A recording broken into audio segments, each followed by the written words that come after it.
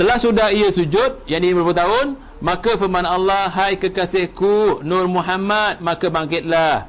Ia Nur Muhammad itu difirmankan Allah Ta'ala, hai Nur Muhammad, telah ku fardukan akan segala umat kamu pertama mengucap dua kalimah syahadat, yakni 5 waktu ni, rukun Islam disebutkan. Saya tak baca lah ni. Apa yang jadi apa? Yang jadi dongeng, yang jadi haram kita percaya, yang diambil daripada berjanji, diambil daripada kepercayaan dalam berjanji.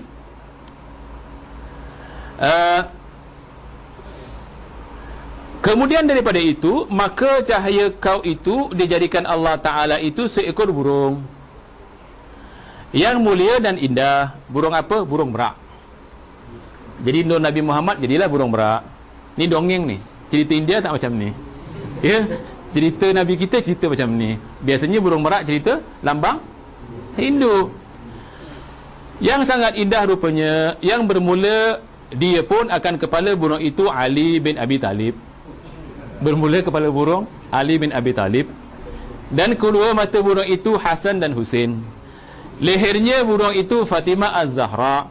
Dan kedua lengan burung itu ialah Abu Bakar As-Siddiq radhiyallahu anhu dan Umar bin Khattab.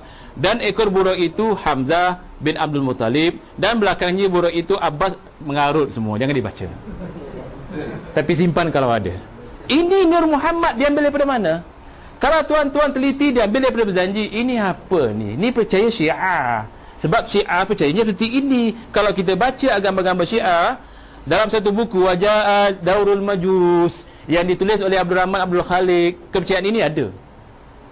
Abdul Rahman Abdul Khaliq mengatakan bahawa Syiah ini adalah akidahnya yang paling rosak, kerana akidah Syiah diambil daripada akidah awal. Agama apa dia awalnya? Orang Syiah, orang Parsi. Agama apa? Menyembah api, menyembah nur. Jadi dimasukkan dalam berjanji. Kita pun baca, tak percaya dengan Syiah. Masa tuan-tuan tak mencukupi. Kalau tidak, saya bawa ni. Ada berapa buku saya bawa ni? Bukan sikit, saya boleh buktikan. Kalau Jakim minta saya tolong untuk buktikan, saya akan buktikan. Kalau Jabatan Agama Johor minta saya buktikan, saya akan buktikan. Dan saya sedang menulis ini. Dan rujukannya saya ambil dalam kitab Melayu saja, yang digunakan oleh masyarakat kita untuk mengadakan maulid. Kerana maulid dua tidak boleh dipisahkan.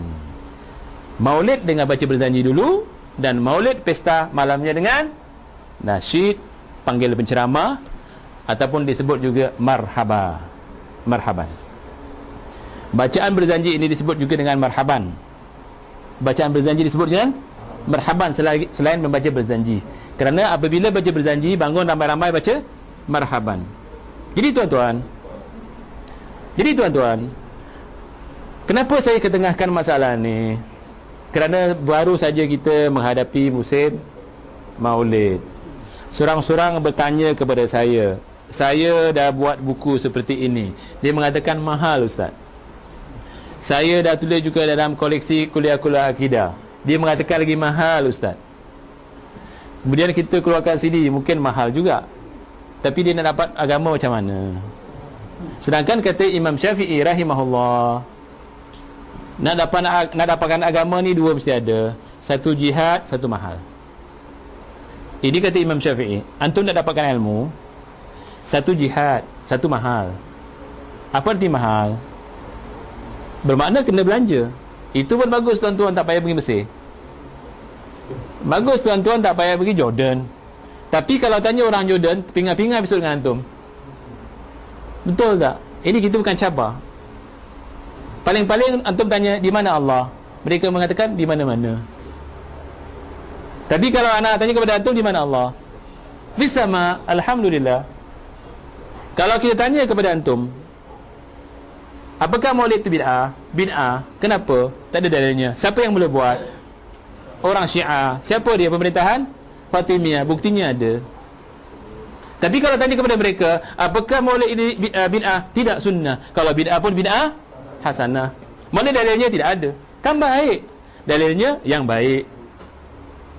Dalilnya yang baik, itu saja. Yang baik apa dia? Yang baik Quran. Kalau tak ada dalam Quran, semua tidak baik. Kalau agama, ya. Tuan-tuan, oleh kerana masa sampai ke penghujung, kalau ada soalan, insya-Allah. Assalamualaikum warahmatullahi wabarakatuh. Ustaz, saya ada satu soalan yang menjadi muskil sewaktu Rasulullah SAW berhijrah ke Madinah, yang disambut dengan hadra. Bagaimana dengan hujah itu yang Ustaz mengatakan hadra itu adalah dengan syaitan saya. Jadi sudah Ustaz jelaskan. Terima kasih. Soalan sahabat, ya, Saudara Husni bertanya, mereka beralasan ataupun berhujah bahawa Rasulullah SAW semasa sampai ke Madinah disambut dengan kompang. Saya menjawab seperti ini. Semasa Rasulullah SAW sampai ke Madinah, memang disambut oleh perempuan. Yang boleh berkompang itu perempuan. Itu perempuan pun perempuan yang hamba.